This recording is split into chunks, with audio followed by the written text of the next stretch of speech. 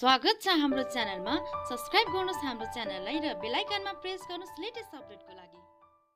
नमस्ते एन्ड स्वागत छ हाम्रो युट्युब च्यानल टेक्नो इन नेपालीमा। साथीहरू, आज म यहाँहरूलाई चाहिँ स्यामसङको A10 मोबाइल फोनको अनबक्सिङ गर्न जाँदैछु। मसँग रहेको छ अहिले स्यामसङको A10 मोबाइल फोन, जसको रिक्वायरमेन्ट रहेको छ 4G रहेको छ, LTD छ भने क्वार्टर कोर प्रोसेसर रहेको छ। यसको फ्रन्ट चाहिँ 5 मेगापिक्सल रहेको छ भने ब्याक चाहिँ जुन रियर क्यामेरा भनिन्छ त्यो चाहिँ 13 मेगापिक्सल रहेको छ।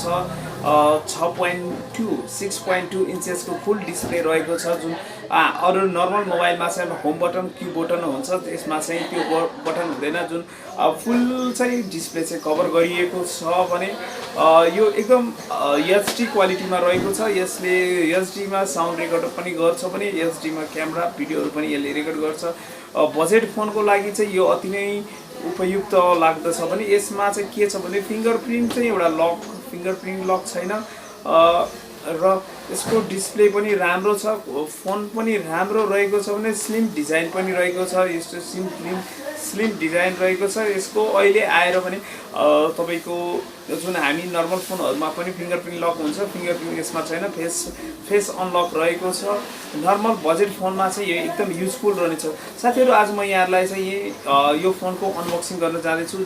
जुन फोनको मोबाइल रेट रहेको छ मार्केट रेट 13,500, जुन मैले 13,500 हालेर चाहिँ यो A10 भन्ने लिएर आएको छु। नर्मल फोन युज गर्नको लागि, हल्का भिडियोहरू रेकर्ड गर्नको लागि युजफुल रहेको छ। भने यो 32 GB रहेको छ, 2 GB ऱ्याम रहेको छ। यसमा चाहिँ ऱ्यामको चाहिँ अलिकति कमी महसुस गरेको छु मैले।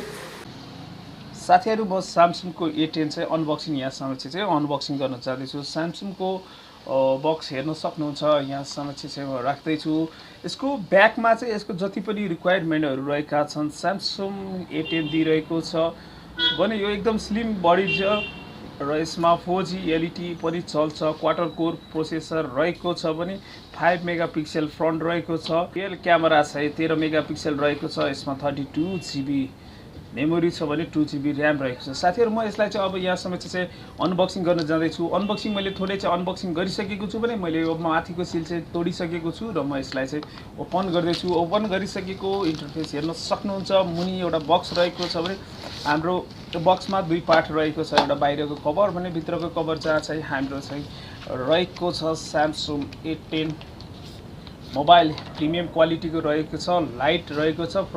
फ्रन्टमा चाहिँ एउटा LED प्लस क्यामेरा पनि दिएको छ भने हेर्न सक्नुहुन्छ। माथि नोच एउटा दिएको छ, अरु कुनै बटन छैन। भोल्युम बटन, पावर बटन एकै साइडमा दिएको छ भने मुनि दिएको छ charger, mike plus headphone plugging छ। अरु खासै यसमा के छैन भने मुनि चाहिँ एउटा सिम स्लट पनि दिएको छ। साइडमा सिम स्लट दिएको छ। म यसलाई चाहिँ अहिले ओपन गर्दैछु। यो ओपनिङ भइरहेको छ भने बक्समा रहेको छ वारेन्टी कार्ड र क्विक मेनु। यी सबै यो मेनुबाट चाहिँ यहाँले हेरेर चलाउन सक्नुहुन्छ। यसलाई म साइड लाग्दैछु। यो चाहिँ मोबाइल किनेको बिल रहेको छ भने वारेन्टी कार्ड दिएको छ। 1 वर्षको वारेन्टी, फुल वारेन्टी दिएको छ। ब्याट्रीमा पनि 1 वर्ष वारेन्टी दिएको छ। यसलाई पनि साइड लाग्दैछु भने बक्समा मोबाइल लगायत डाटा केबल दिएको छ।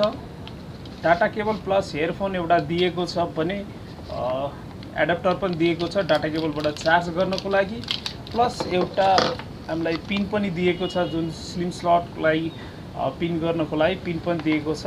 अब मोबाइल अन पनि भइसकेको छ भने मोबाइल एकदम राम्रो छ। हेर्दा राम्रो लुकअप दिएको छ भने माथि हल्का नोज दिएको छ, जहाँ नोजमा चाहिँ क्यामेरा राखिएको छ। यो चाहिँ फुल डिस्प्ले भएका कारण यहाँहरूले देख्न सक्नुहुन्छ। मुनि कुनै पनि home button, house back button कुनै पनि छैन। सम्पूर्ण बटन चाहिँ स्क्रिनमै छ। फुल स्क्रिन भनिएको 6.2 इन्चेस मोबाइल रहेको छ। एकदम लाइट रहेको छ। बजेट फोनको लागि एकदम युजफुल रहेको छ। साथीहरु, यहाँहरु पनि कुनै पनि मोबाइल किन्न चाहनुहुन्छ भने चाहिँ यो मोबाइल बजेट फोनमा चाहिँ एकदम पर्याप्त रूपमा चाहिँ युज गर्न सक्नुहुन्छ। पनि यसमा एउटा कमी चाहिँ मैले नर्मली कमी यसमा फेला परेको छु भने फिङ्गरप्रिन्ट लकको चाहिँ कमी फेला परेको छु। यसको क्यामेरा पनि एकचोटि टेस्ट गरौँ। क्यामेरा हाम्रो ब्याकमा चाहिँ राम्रो देखिएको छ, ब्याक चाहिँ 13 मेगापिक्सल रहेको छ भने फ्रन्ट चाहिँ यसको 5 मेगापिक्सल, फ्रन्ट चाहिँ 13 मेगापिक्सल, फ्रन्ट चाहिँ 8 हुनुपर्ने थियो। यसमा पनि अलिकति कमजोरी देखिरहेको छु फ्रन्ट क्यामेरामा। 5 मेगापिक्सल भनेको चाहिँ 8 सम्म दिएको भए अलिक बेटर हुन्थ्यो, प्लस यसमा फिङ्गरप्रिन्ट राखिएको डबल क्यामेरा भएको अझै त्योभन्दा बेटर हुन्थ्यो। नर्मली बजेट फोन लिन चाहनुहुन्छ भने यो पनि एउटा राम्रो चोइस रहेको छ।